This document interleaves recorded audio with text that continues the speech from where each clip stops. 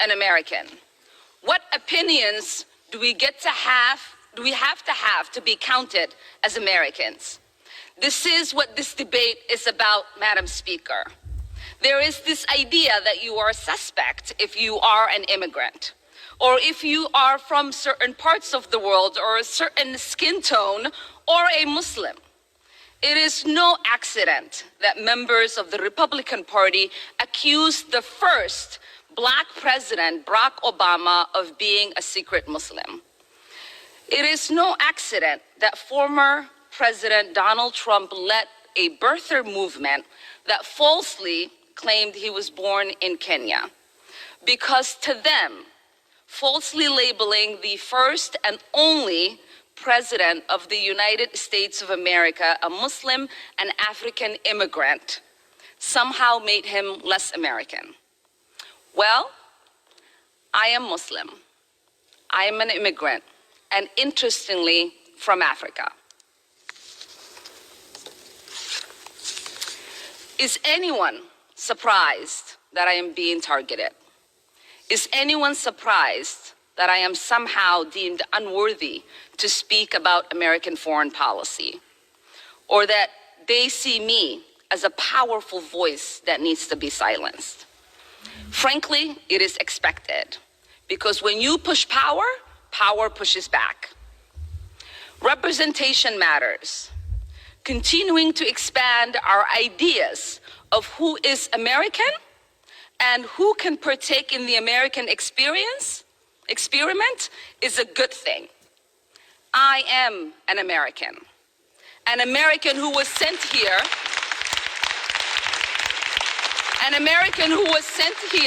by her constituents to represent them in Congress, a refugee who survived the horrors of a civil war, someone who spent her childhood in a refugee camp, someone who knows what it means to have a shot at a better life here in the United States, and someone who believes in the American dream and the American possibility and the promise and the ability to participate in the democratic process.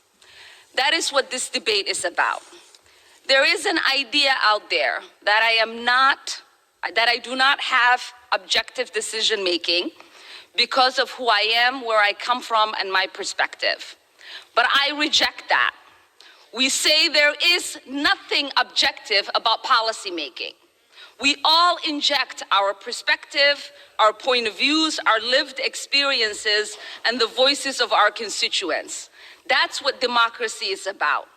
So what is the work of the Foreign Affairs Committee?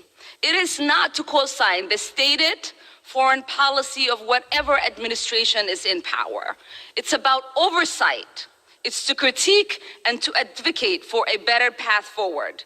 But most importantly, it is to make the myth that American foreign policy is intrinsically moral a reality. So I will continue to speak up because representation matters. I will continue to speak up for little kids who wonder who's speaking up for them.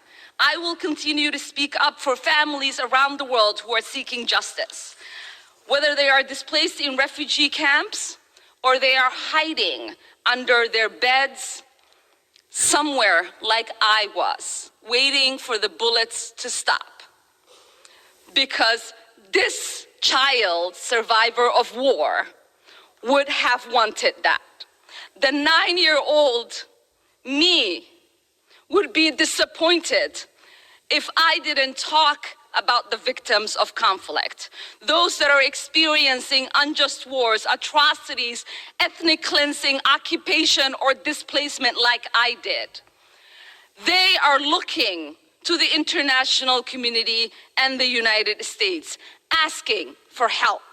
They look to us because the international community and the United States profess the values of protecting human rights and upholding international law.